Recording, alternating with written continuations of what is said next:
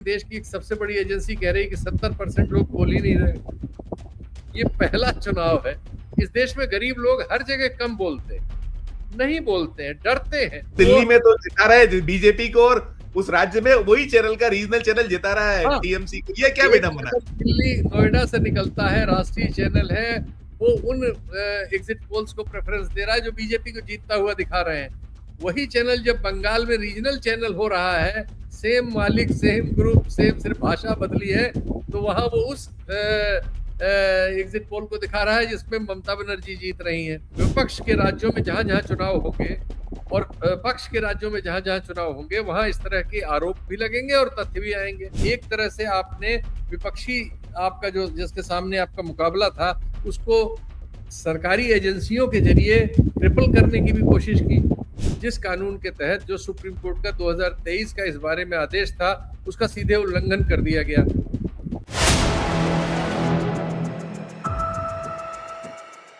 नमस्कार, मैं हूं संजीव श्रीवास्तव। आप देख रहे हैं 4PM। दोस्तों, एग्जिट पोल अब कुछ ही घंटों में सामने आ जाएंगे, यानी कि चुनाव के जो परिणाम है उसके लिए जो मतगणना होनी है उसमें बहुत बहुत कम वक्त शेष है। और जो कयासबाजी बीते दिनों से चल रही है, जो 5 विधानसभाएं हैं उनको लेकर आंकड़े आ गए थे एग्जिट पोल के, और साथ में जो दावे हो रहे हैं, प्रति दावे हो रहे हैं, और सबसे ज्यादा निगाह नजर कहीं है तो वो बंगाल पर है। बंगाल में वो जो दूसरे और अंतिम चरण की पोलिंग के बाद से भी बहुत कुछ घटित हो रहा है। वहां अभी रार तकरार थमी नहीं है, और उसमें कोर्ट कचहरी वहां से भी सारा कुछ निकल रहा है, और निरंतर इलेक्शन कमीशन ऑफ इंडिया निशाने पर है। तो जो सारा दृश्य है, सारा सीन है, इसी सब पर बातचीत करने के लिए चलेंगे एक बेहद बेहद खास मेहमान के पास। उनसे समझने की कोशिश करेंगे, उनसे जानने का प्रयास करेंगे कि ये जो सब चल रहा है इसे लेकर उनकी अपनी क्या राय है। सबसे पहले जोड़ना चाहूंगा, उनको जोड़ता हूं। जुड़ गए हमसे शीतल पी सिंह साहब। शीतल सर, बहुत बहुत स्वागत और बहुत आभार, आपने हमारे लिए वक्त निकाला। आपको बहुत बहुत धन्यवाद सर। सबसे ज्यादा जो अभी इस वक्त जो चर्चा है देश में, तो वो एग्जिट पोल की चर्चा है, और एग्जिट पोल में भी बंगाल पूरा फोकस में है। और जो रार तकरार चल रही है, अब आज तो देखकर ऐसा लग रहा है कि शायद इलेक्शन कमीशन ऑफ इंडिया जो है वो जीतने हारने की, कहीं ऐसा लग रहा है उस कगार पे खड़ा है कि वो जीतेगा या हार जाएगा। तो जो कुछ चल रहा है सर, कि आज 6 लोगों को नोटिस वहां इश्यू हुए हैं, वो जो मसला हुआ है स्ट्रांग रूम में, कहीं उसको सेंध मारी के आरोप में, कहीं, और इसके अलावा जो 6 अधिकारी कर्मचारी जो वहां हुए हैं, और इसके पहले भी सारा कुछ हो चुका है। तो एक तो ये पूरा समग्र जो आया है एग्जिट पोल उस पर, और ये जो पूरा चल रहा है, तो क्या इसको ऐसे ही देखें कि अब ये चुनाव आयोग जीत पाएगा या हारेगा, क्या है, इसको कैसे हम डिकोड करें? देखिए, पहले एग्जिट पोल पर इससे लगता है कि चुनाव दर चुनाव जो बीजेपी है और उसका जो केंद्रीय सब ढांचा है, और इसमें बहुत सारे राज्य भी शामिल हैं, इनका दबाव हर किस्म की एजेंसी पर, मीडिया वगैरह तो बहुत पहले ही कोलैप्स हो चुका है। आप देख ही रहे हैं कि अभी वो फिर श्रेणीबद्धता हमारी आई है और हम 157वें नंबर पर पहुंचे हैं। आप बताइए, दुनिया की सबसे बड़ी आबादी का लोकतंत्र, और वो पहले 20 में नहीं है, 50 में नहीं है, 75 में नहीं है, 100 में नहीं है, 150 में भी नहीं है, वो आखिरी के जो 20 देश बचे हैं उसमें है, और लगातार उसी में पिछड़ता जा रहा है। तो वो ये सब जो आपके एग्जिट पोल्स कर रहे हैं, ये उसी की सब निशानियां हैं। और चूंकि कोई लाज शर्म कहीं है नहीं, और झूठ पर सारा मामला चल रहा है, प्रचार और झूठ, दो चीजें हैं। संस्थाओं का क्षय इस स्तर पर हो गया है कि अब एक पर उंगली रखी है तो दूसरे से मवाद निकलने लगता है। तो कहीं कोई, मतलब आदमी बिल्कुल विवश हो गया है और बेबस हो गया है। बताइए, ये देश के इतिहास में और शायद दुनिया के लोकतांत्रिक इतिहास में पहला चुनाव होगा कि किसी राज्य के 27 लाख मतदाता मतदान से ही वंचित कर दिए गए हैं। उनका कोई कसूर नहीं, जो प्रणाली है वो अपना काम पूरा समय से नहीं कर पाई, इसलिए उनको बाहर रख के चुनाव करा रही है। मान लीजिए कि चुनाव में अंतर 20 लाख का, 18 लाख का हो, दोनों ग्रुपों में 18 लाख से फैसला हो रहा हो आइदर में, कैसे माना जाएगा कि वो सही फैसला है जब 27 लाख लोग बाहर खड़े? 70-80 लोगों की लिस्ट और आई हुई है, जिसमें वो कर्मचारी शामिल हैं जो ड्यूटी दे रहे हैं चुनाव में, लेकिन वो मतदाता नहीं है। मतदाता नहीं है, तो ये बिल्कुल। कमाल का चुनाव हो रहा है। चूंकि ये पूरी एक्सरसाइज एसआईआर की मुझे बिल्कुल समझ में आता है, आप लोग सभी लोग इससे सहमत ही हैं। और सीएए और एनआरसी जो थी, ये सब एनसीआर, एनआरसी, वो सारी कार्रवाइयां ऐसा लगता है कि बंगाल और आसाम को केंद्रित थी, और आसाम से ज्यादा बंगाल को केंद्रित थी, क्योंकि बंगाल में एक विपक्षी सरकार है जो काफी समय से है। और बंगाल का मिजाज कुछ ऐसा है कि वहां आजादी के बाद से ही बीजेपी के लिए कभी उस तरह की सुविधा नहीं रही जैसी सुविधा आज वो समझती है कि हो गई है। अब ऐसे में वो जितने भी अस्त्र शस्त्र हो सकते हैं सबको लेके हाजिर है। और संस्थाएं हमारी जो है, क्योंकि वो जैसा मैंने कहा, मीडिया हुआ, चुनाव आयोग हुआ, अब तो कहना पड़ रहा है, और हम कहें न कहें, खुद रिटायर्ड सीनियर जजेस सुप्रीम कोर्ट के, हाई कोर्ट्स के कह रहे हैं कि जो कुछ उनके यहाँ चल रहा है वो न्याय संगत नहीं है। कम से कम शब्दों में इतना तो हम लोग भी उसको दोहरा सकते हैं, जो हमारा कहा हुआ नहीं है, उनका कहा हुआ है, जो इसी प्रक्रिया में रहे हैं, अब रिटायर है, और इस प्रक्रिया पर टिप्पणी करने के अधिकारी हैं, उनके अधिकार के तहत हम कह दे रहे हैं। पहली बार इस देश में 78 सालों में आजादी के ऐसा हुआ कि 4 सुप्रीम कोर्ट के वर्किंग जजेस प्रेस कॉन्फ्रेंस करने बाहर आए और उन्होंने कहा देश का लोकतंत्र खतरे में। जी। जाहिर है कि वो कोई पॉलिटिकल पार्टी नहीं थे, वो जो कुछ भी कह रहे थे अपने सिस्टम के लिए कह रहे थे, एक्चुअली तो सुप्रीम कोर्ट के लिए ही कह रहे थे। फिर हमने देखा कि एक सीरीज ऑफ अपॉइंटमेंट्स ऐसे हुए हैं हाई कोर्ट्स में, जो उसमें से कई प्रमोट भी हो गए, जिनके सबके अपॉइंटमेंट्स पर एक्चुअली तो सरकार को आपत्ति होनी चाहिए थी, लेकिन ऐसा माना गया और समझा गया कि ये मांडवाली में हुए, कि जुडिशरी ने अपने 2 लोगों को कर लिया, तो उन्होंने कहा 2 सरकार के लोग भी आपको लेने पड़ेंगे। तो सरकार के लोग कैसे कैसे आए? एक जज 57वें नंबर पर थे वरिष्ठता में, लेकिन उनके कुछ फैसले ऐसे थे जो प्रेजेंट डिस्पेंसेशन की सर्विस करते हुए लगते थे, जिनको बाद में सुप्रीम कोर्ट ने हाल्ट किया। उनको उन 57 लोगों पे सुपरसीड करके सुप्रीम कोर्ट में बुलाया गया। एक राज्य गुजरात से, जिनका कोटा 2 जजेस का होता है सुप्रीम कोर्ट में, उससे 3 जजेस कर लिए गए। एक जज गुजरात में चीफ जस्टिस बनाए गए, जिनकी पत्नी को इलाहाबाद में आउट ऑफ द वे जाके वाइस चांसलरी दी गई। एक बीजेपी की प्रवक्ता महाराष्ट्र में 1 साल बाद हाई कोर्ट में जज के रूप में मिली। एक अभी दिल्ली हाई कोर्ट में विवाद चली रहा है, अरविंद केजरीवाल ने और कुछ विशेषज्ञों ने तथ्यगत आरोप लगाए हैं कि जो वहां जज हैं उनके 2 बच्चे सुप्रीम कोर्ट में और हाई कोर्ट में दिल्ली में ही प्रैक्टिस करते हैं, और वो सरकारी वकील बनाए गए हैं, और सरकारी वकील होके वो सॉलिसिटर जनरल के साथ हैं। सॉलिसिटर जनरल उनको उनकी उम्र के दूसरे जो युवा हैं उनकी तुलना में ज्यादा केसेस देते हैं, जिससे उनको ज्यादा पैसे मिले। ये सब तथ्य सामने है। तो ये हम सबसे ऊपरी पायदान से शुरू कर रहे हैं। इसके बाद हम पाते हैं कि एक चुनाव आयोग इस तरह से बनाया गया, उसके लिए एक कानून ऐसा बनाया गया, जिस कानून के तहत जो सुप्रीम कोर्ट का 2023 का इस बारे में आदेश था, उसका सीधे उल्लंघन कर दिया गया। आदेश ये था कि जो चुनाव आयोग के आयुक्तों की नियुक्ति की प्रक्रिया हो, वो ऐसी नहीं होनी चाहिए कि ये समझा जा सके कि वो एग्जीक्यूटिव की मर्जी से हुआ। उसमें एग्जीक्यूटिव का उन्होंने कहा हस्तक्षेप नहीं होना चाहिए, वो इतनी विश्वसनीय होनी चाहिए। और उन्होंने कहा कि ये सिर्फ मतलब इस तरह से होना नहीं चाहिए कि ये विश्वसनीय हो, इसका विश्वसनीय होना लोगों में स्वीकृत होना चाहिए। ये आदेश में 2-3 पैरे में बार बार डिस्क्राइब करके लिखा गया है, लेकिन उसके बाद सरकार ने ऐसा कानून बना लिया जिसमें इसको सीधे उलट दिया गया। अब एग्जीक्यूटिव अपने मनपसंद अफसर को चुनाव आयुक्त नियुक्त कर रही है, और नियुक्त करने का अधिकार उसने ऐसा बनाया कि प्रधानमंत्री और उनके द्वारा नियुक्त एक मंत्री, जो 2023 में हमारे गृह मंत्री थे, ये 2 लोग ही फैसला करेंगे किसको चुनाव आयुक्त होना है। यही लोग पार्टी है चुनाव लड़ने की, और यही लोग चुनाव आयोग चुनेंगे, तो आपको कहने की कहां जरूरत है। ये तो उन्होंने खुद ही संदेह के घेरे में सारी प्रक्रिया को डाल दिया। अब इस प्रक्रिया के तहत विपक्ष के राज्यों में जहां जहां चुनाव होंगे और पक्ष के राज्यों में जहां जहां चुनाव होंगे, वहां इस तरह के आरोप भी लगेंगे और तथ्य भी आएंगे। जैसे हमने पहली बार देखा, इसके पहले भी हुआ है कि आप चुनाव से पहले आपको पता होता था कि चुनाव घोषणा कब होने वाली है, बीजेपी को तो पता रहता ही है। तो उससे कुछ दिन पहले तक प्रधानमंत्री की सभाएं उभाएं और घोषणाएं सब करा ली जाती हैं।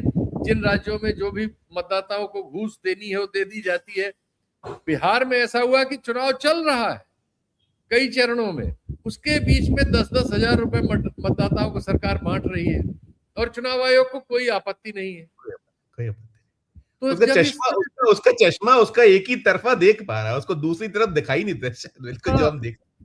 तो अब इससे क्या हुआ है कि चुनाव में कोई शुचिता नहीं रह गई। अब चुनाव में खुलेआम है और हम देख रहे हैं कि जो मुख्य चुनाव आयुक्त है उनकी बेटी को, जो दूसरे कैडर की अफसर थी, यूपी में सबसे प्राइम जिला जो है, जो दिल्ली का बॉर्डर है, नोएडा का डीएम बना दिया गया है। तो अब चीजें खुलेआम है।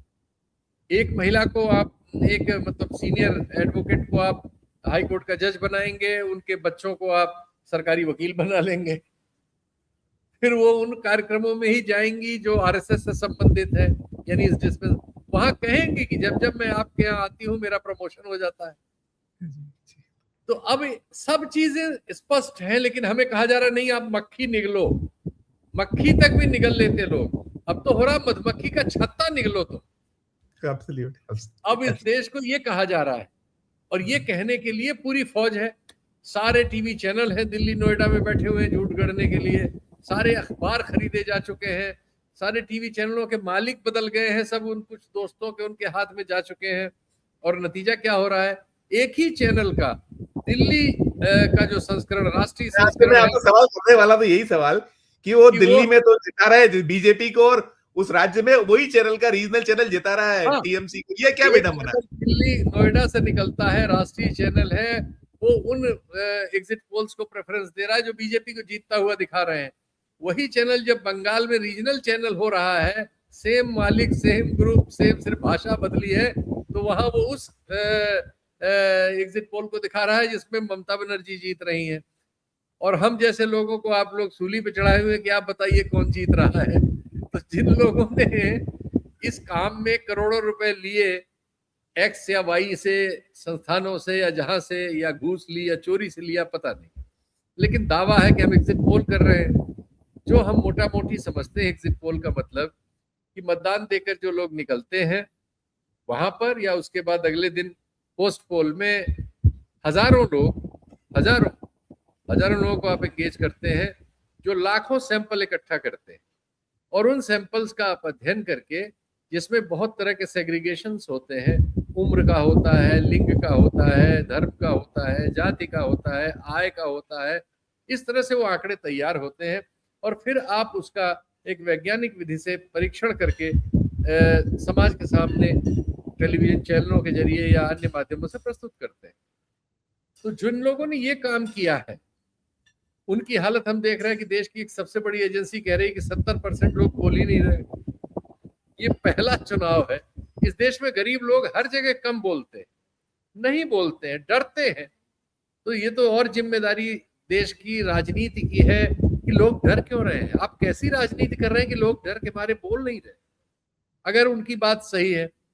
और या वो डर रहे हैं कि नतीजा ऐसा है कि बोल देंगे तो भविष्य खतरे में है। कोई तो डर रहा है, कोई तो बात सच है। दोनों ही बातें लोकतंत्र के लिए बहुत ही घातक है। तो हम एक ऐसे वक्त में इस समीक्षा पर आपके साथ बात कर रहे हैं जब चीजें बहुत गड्ढमड्ढ हैं, बहुत खराब हैं। अब जो चुनाव आयोग हो गया वो हर चीज केंद्रीय बलों से कराना चाहता है, केंद्रीय कर्मचारियों से कराना चाहता है, कुछ सिंघम जैसे लोगों को ले जाना चाहता है जो कानून का उल्लंघन करते हुए पाए जा रहे हैं। ये सब चीजें क्यों हो रही हैं? और हर मामला रोज हाई कोर्ट और रोज फिर सुप्रीम कोर्ट पहुंच रहा है। चलिए, तृणमूल कांग्रेस तो वहां सरकार में है, वो इतना सरकार होने के नाते अफोर्ड कर ले रही है। बाकी पार्टियों का सोचिए, कांग्रेस वहां कैसे लड़ सकती है, सीपीएम कैसे लड़ सकती है, जो वहां इसके पहले, इस 15 साल के पहले जो भी वक्त था, वहां 60 साल मान लीजिए, या 63-64 साल, 64 में 34 साल वाम मोर्चा रहा, 30 साल कांग्रेस रही। जो वहां 30 साल और 34 साल शासन में रहे हैं, वो अब वहां का चुनाव कैसे लड़ सकते हैं, ये भी एक सवाल है। तथ्य बताता हूं, उनके खर्च आया है, थोड़ा सा निकल के आया कि कितना खर्च कर पाए। वही बता रहा हूं जी जी। एक खर्च आ गया है, बाकी तो अभी सब पर्दे में है। वो है, और वो भी बहुत थोड़ा सा हिस्सा है जो गूगल और मेटा के पास ऑफिशियल पॉलिटिकल पार्टीज ने एडवर्टाइजमेंट पर खर्च के लिए किया, क्योंकि उनका अंतर्राष्ट्रीय उनकी कंपनियां हैं, वो अंतर्राष्ट्रीय कानूनों से बंधे हुए हैं, उनको ये ट्रांसपेरेंसी रखनी पड़ती है, तो वो उनके रिकॉर्ड पर है। उस रिकॉर्ड से पता चला कि 32 करोड़ रुपए ऑफिशियली डिजिटल प्लेटफॉर्म्स पे खर्च किया गया राजनीति में, बंगाल में। और उस 32 करोड़ में 17 करोड़ बीजेपी ने किया, 15 करोड़ टीएमसी ने किया, कांग्रेस ने 0 किया, और ओ लेफ्ट माय। पार्टी ने शायद 1.5 लाख रुपया किया। तो बंगाल का चुनाव सिर्फ बीजेपी और मतलब दिल्ली की सत्ता और कलकत्ते की सत्ता के बीच नहीं था भाई। ये लोकतांत्रिक चुनाव है, इसमें वो दो दल भी शामिल थे, दोनों राष्ट्रीय दल हैं जो वहां 34 साल और 30 साल सत्ता में रह चुके हैं। लेकिन जो परिस्थितियां हैं वो हमारे आपके सामने है। ये तो ऑफिशियल है।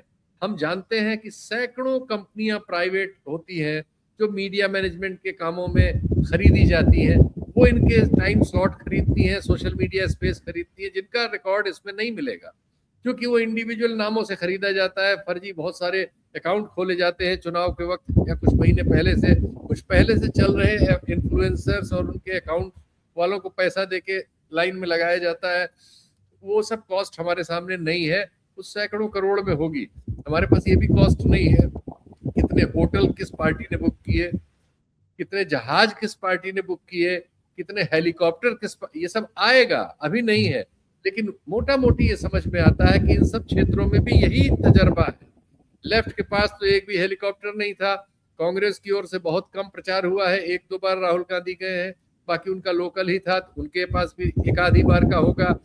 जो भी है, तृणमूल में ममता बनर्जी ज्यादा हेलीकॉप्टर बाजी करती नजर नहीं आई, ज्यादा उसमें बीजेपी के लोग, ढेर ढेर सारे मुख्यमंत्री गए, केंद्रीय मंत्री गए, प्रधानमंत्री गए, गृह मंत्री गए, वहीं डेरा डाला, तो ज्यादातर इनकी ओर से खर्च हुआ होगा। और ये खर्च फिर बहुत बड़े बड़े होते हैं। अब एक खर्च आईपैक का ही ले लीजिए, तृणमूल कांग्रेस ने आईपैक को ड्यूटी पे लगाया था। आईपैक किसी भी गिवन टाइम में, आईपैक उनके लिए 2021 के भी पहले से काम कर रहा है, 21 के चुनाव में भी था, 24 में भी था, अभी भी था। आईपैक के एक डायरेक्टर को हफ्ते 8 दिन पहले ईडी ने उठा लिया एकाएक। इसके पहले भी उन पे छापे उपे पड़ रहे थे, जिसमें ममता बनर्जी जाके वहां रजिस्टर वगैरह उठा लाई थी। आईपैक जो है तृणमूल कांग्रेस के लिए चुनाव संचालन में और स्टडी करने में मदद करता है। चुनाव में किसको टिकट दिया जाए, किसको काटा जाए, ये सब डाटा तैयार करता है। उनका कहीं कोई कमजोरी है सांगठनिक वगैरह, ये सब सूचनाएं देता है। इसकी वो कीमत लेता है, वो कैसे कीमत लेते हैं ये वो जाने। लेकिन 3,000 के आसपास उसके पास रेगुलर लोग काम करते हैं, और चुनाव वगैरह के समय 10,000 लोग काम करते हैं। आप समझ सकते हैं कि इस पर अनुमान दर्शकों पे छोड़ देता हूं लगाए कि इस पे कितना खर्च हुआ होगा। हमें मालूम है कि जब इलेक्टोरल बॉन्ड का मामला सुप्रीम कोर्ट में पर्दाफाश हुआ था, तो पता लगा था कि देश में जो सबसे बड़ी पार्टी है उसके पास तो 70% गया था, भाजपा के पास जो बाकी 30% था उसमें भी ज्यादातर राज्यों की पार्टियां, जैसे तृणमूल कांग्रेस और तेलंगाना वाली जो पार्टी थी बीआरएस, इनको मिला था 700-700, 800-800 करोड़, 1100-1200 करोड़, इनको भी चंदा मिला था। और जो राष्ट्रीय पार्टियां हैं, लेफ्ट पार्टियों को 0 था, कांग्रेस को क्या नाम है 300-400 करोड़ था या 600-700 करोड़ था। मतलब कांग्रेस को जो राष्ट्रीय पार्टी है, इन रीजनल पार्टी बराबर भी नहीं मिला था। तो एक बहुत अंतर उसमें ही था, उससे एक इशारा मिलता है। अब तो कोई इशारा भी नहीं कहीं से आ सकता, सब छुप गया है। सिर्फ यही पता है कि बीजेपी के अकाउंट में 10,000 करोड़ के आसपास है और कांग्रेस के अकाउंट में 200-300 करोड़ है। तो ये एक डिफरेंस है नेशनल पार्टीज में। तो अब ये भी हो गया है कि राज्यों वगैरह में जहां जहां विपक्षी सरकारें हैं, सिर्फ वही चुनाव लड़ पाएंगी, बाकी जो अन्य होंगी उनकी हालत ऐसी होगी जो मैंने इस आंकड़े में आपको बताया। तो जो पार्टी डिजिटल पे खर्च नहीं कर पाएगी, टीवी पे खर्च नहीं कर पाएगी, हेलीकॉप्टर पे खर्च नहीं कर पाएगी, जहाज पे खर्च नहीं कर पाएगी, अखबार में नहीं विज्ञापन दे पाएगी, सोशल मीडिया इन्फ्लुएंसर नहीं खरीद पाएगी, इसके बाद गाड़ी घोड़े और उसकी बात तो छोड़ ही दीजिए, वो अब चुनाव कैसे लड़ेगी। और अगर ये जो चुनाव आयोग है उसकी ये जिम्मेदारी है कि चुनाव में समानता हो, सबको बराबर के अधिकार होने की कोशिश हो, अगर ये इतना बड़ा अनइवन है तो आप चाहे 2.5 लाख की फौज लेके जाएं, चाहे 1 करोड़ की फौज लेके जाएं, ये चुनाव सभ्य चुनाव नहीं कहलाएगा। और दुनिया की ऐसी एजेंसियां जब इसका आकलन करेंगी तो आपको, जैसे डेम इंस्टीट्यूट ने इलेक्टोरल ऑटोक्रेसी की संज्ञा दी थी, अब उससे भी बुरी संज्ञा के लिए तैयार रही है। बिल्कुल बिल्कुल। नहीं, आपने जो कहा शीतल सर, 30 सभाएं रोड शो अमित शाह जी के, 20 के आसपास प्रधानमंत्री जी का, 12 योगी आदित्यनाथ, 62 तो इन्हीं की कंप्लीटली होती, तो आप सब नंबर्स लगा सकते हो उसमें किस तरह का तामझाम और कितनी सुरक्षा और क्या क्या है।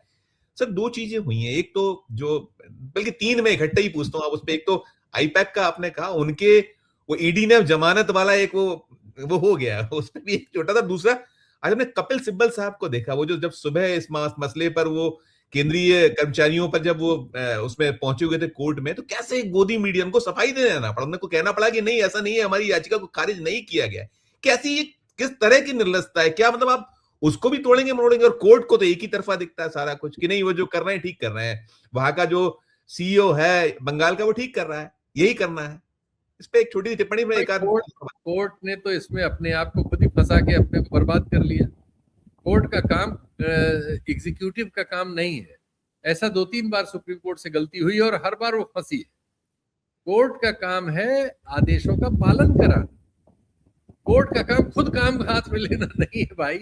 और आप लोग तो ये एग्जीक्यूटिव ऐसी है जो आपको फंसा देगी। उसने फंसा दिया बंगाल में, अब आपसे न निगलते बना न थूकते बना। आपने एक ऐसा पाप कर दिया है इतिहास में जिस पाप की कभी क्षमा नहीं हो पाएगी। और जो भी आज कोर्ट में नहीं है, बाहर है कोर्ट्स के लोग, वो सब आपको इसके लिए गलत ठहरा रहे हैं। वो तो एक गलत बात हुई। आईपैक के डायरेक्टर को चुनाव से पहले पकड़ा गया और चुनाव जिस दिन वोट पड़ गया उसके अगले दिन उसकी जमानत हो गई। ईडी ने विरोध ही नहीं किया। यानी उसकी गिरफ्तारी सिर्फ इस चुनाव को प्रभावित करने के लिए की गई थी कि चुनाव के दौरान उसको पकड़ के जेल में डाल दो, वो डर जाएगा, उसका संगठन बिखर जाएगा। और उन लोगों ने एक नोटिस भी चला दिया था कि हमने काम वापस ले लिया है। बाद में उसकी सफाइयां दी गई, तो पता नहीं वो क्या परफॉर्म कर पाए। तो एक तरह से आपने विपक्षी, आपका जो जिसके सामने आपका मुकाबला था, उसको सरकारी एजेंसियों के जरिए ट्रिपल करने की भी कोशिश की। ये सब भी होता है चुनाव के दौरान। और चूंकि इन पर चुनाव आयोग और कोर्ट्स अगर कुछ नहीं करेंगे तो भगवान तो आएंगे नहीं इस देश में नॉर्मल चुनाव कराने। तो नतीजा यह है कि हम लोग लोकतंत्र को काफी हिस्से में खो चुके हैं। जो बची खुची पताकाएं बची हैं, अब उनको हम बलि चढ़ाने की ओर बढ़ रहे हैं। बिल्कुल, मैं अंतिम सवाल करूंगा। एक तो जो दावे यहाँ हो रहे हैं, खासकर बंगाल पे ही फोकस करूंगा, बाकी जो चीजें नजर आ रही हैं, 226 का आंकड़ा ममता जी की ओर से निकल गया है, वो दावा कर रही है। इधर 100 प्लस पहले ही दौर में अमित शाह साहब ने कह दिया था, और वहां भी ऐसे ही कुछ है। और जो जितने एग्जिट पोल आए हैं वो भी इसी तरीके के हैं जितने हम देख रहे हैं। तो एक तो ये भी है, और इसके साथ साथ जो एक दूसरा जो हम कहेंगे कि मतगणना में क्या कुछ आपको नजर आता है, क्योंकि जितनी कश्मकश है अभी भी जो हम देख रहे हैं 2 दिन से, तो क्या आपको, अब कुछ ही घंटे शेष बचे हुए हैं सर, तो दोनों पे एक अंतिम आपका नोट। नहीं, देखिए, ये थोड़ी बहुत तो दोनों तरफ से शंकाएं बहुत है। शंकाएं होने की वजह है जो हम लोगों ने बात की सारी, उसमें शंकाएं हैं। तो इसलिए इनके किसी भी कदम पर शंकाएं होती हैं। दोनों तरफ शंकाओं का वातावरण चल रहा है। दूसरा पक्ष समझता है कि उनकी तरफ राज्य सरकार के सारे कर्मचारी मिले हुए हैं, तो उनको सेंट्रल के कर्मचारी चाहिए। और वो तृणमूल को लगता है कि सेंट्रल के कर्मचारी छांट के लाएंगे, उसी तरह के जैसे एक ऑब्जर्वर, पुलिस ऑब्जर्वर गया था और वो वहां जाके तृणमूल के प्रत्याशी के घर में जाके धमकी दे रहा था। तो ये सब चीजें तो गड़बड़ी होंगी। 2-3 मामलों में जो केंद्रीय बल गए हैं, उन्होंने लड़कियों से छेड़छाड़ वगैरह की है, वो मामले उभरे हैं वहां। और उन्होंने जितने मामलों में लाठीचार्ज करते हुए उनके वीडियो आए हैं, वो सब मामले तृणमूल वालों के खिलाफ है। एक मामले में वो बीजेपी के लोग उनके सामने ही तृणमूल के लोगों को पीट रहे हैं, उन्होंने कोई हस्तक्षेप नहीं किया।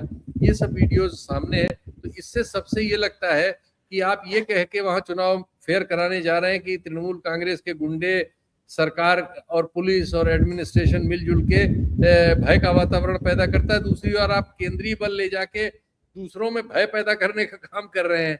तो दोनों तरफ से गलतियां हो रही हैं और गड़बड़ियां हो रही हैं, और इसमें लोकतंत्र मारा जा रहा है। असली चीज ये है जी। नतीजों की संभावना। दूसरा इसमें एक चीज और भी है, बड़ा इसको हाइप दिया गया कि 2.5 करोड़ या 2.5 लाख हमने कर्मचारी वो लगा दिए सेंट्रल पुलिस फोर्स, तो हिंसा नहीं हुई। लेकिन एसआईआर में तो 200 के आसपास लोग मारे गए वहां पर। कैसे आप, मतलब ये भी तो एक कंट्राडिक्टी नहीं है, ये दावा करना, और उधर आप कितने लोग गए वहां उस पे। और चलिए जो जी हम इसको अफर्मेटिव में ले लेते हैं कि नहीं हुई हिंसा, अच्छी बात है, लेकिन इसका हिंसा न होने की वजह से आपको सारी चीजें गलत करने का हर राइट कोई थोड़ी दे देगा। जी हिंसा नहीं हुई, अच्छी बात है, आपका बहुत काम है कि हिंसा न हो। आप जी इसीलिए तो है वहां, इसीलिए तो सरकार आपके हाथ में है इस समय। आपने चाहा चीफ सेक्रेटरी बदल दिया, आपने चाहा पुलिस चीफ बदल दिया, आपने तमाम जिलाधिकारी बदले, पुलिस कप्तान बदले, थानेदार बदले, जो चाहा उसको बदला, और जितनी बड़ी संख्या में आपने बदला वो भी एक रिकॉर्ड है। सब इसीलिए आपने किया। तो अगर ये सब करने के बाद ऐसा हुआ तो ठीक है भाई, इसमें कौन सी बुरी बात, ये तो होना ही चाहिए। नहीं, सीधे जो ग्राउंड रियलिटी हम लोग देख रहे थे, जो सूचना आ रही थी, और हमने ये देखा है कि ममता बनर्जी भी पीछे नहीं, उनको महिलाओं का, उनके ऊपर काफी फेथ है, उन्होंने खूब जो कैश बेनिफिट्स स्कीम्स हैं, तो ऐसे में जो चीजें निकल रही उसमें क्या करवट झूठ की होगी, क्या उसको लेकर किस तरह की संभावना है आप देख रहे हैं कि वही होगा कि जो इलेक्शन कमीशन ऑफ इंडिया चाह रहा है, बीजेपी चाह रही है, जो सारे आ रहे हैं, उस तरह के कुछ नतीजे संभावनाएं देखते हैं, कैसे देखें हम, कैसे एक नहीं, अंतिम छोटा वो सा। तो मुझे नहीं लगता, लेकिन अब चूंकि मैं इस बार गया नहीं हूँ तो बहुत कोई अथॉरिटेटिवली नहीं कह रहा हूँ, लेकिन जिस इच्छा से ये सब किया गया है उसके पीछे जो भी सदिच्छा है वो पूरी होती मुझे नहीं लग रही, इतना ही मैं कह सकता हूँ। बहुत बहुत शुक्रिया, आपने सारा कुछ कह दिया, धन्यवाद, आभार साहब, बहुत शुक्रिया, बहुत शुक्रिया। तो दोस्तों, आप सुन रहे थे शीतल पी सिंह साहब को, बेबाक तरीके से और बहुत साफ गोई से बात करने वाले, और बहुत स्पष्ट तौर पर क्या कुछ चल रहा है, कैसे लोकतंत्र तार तार हो रहा है, और उसमें कौन कौन शामिल हो चुका है, कितनी विद्रूप तस्वीर इस समय देश की, इसका आपने सुना शीतल पी सिंह साहब के से विश्लेषण। आपकी अपनी जो राय हो, आपकी अपनी जो टिप्पणी हो, जरूर हमारे इस वीडियो के कमेंट बॉक्स में कीजिएगा, और अच्छी लगे हमारी ये चर्चा तो चैनल को लाइक कीजिएगा, सब्सक्राइब कीजिएगा, ज्वाइन का बटन दबाइएगा तो हमारी हौसला अफजाई होगी। प्यार और इस्तेमाल रखिए, देखते रहिए 4 PM। धन्यवाद, नमस्कार।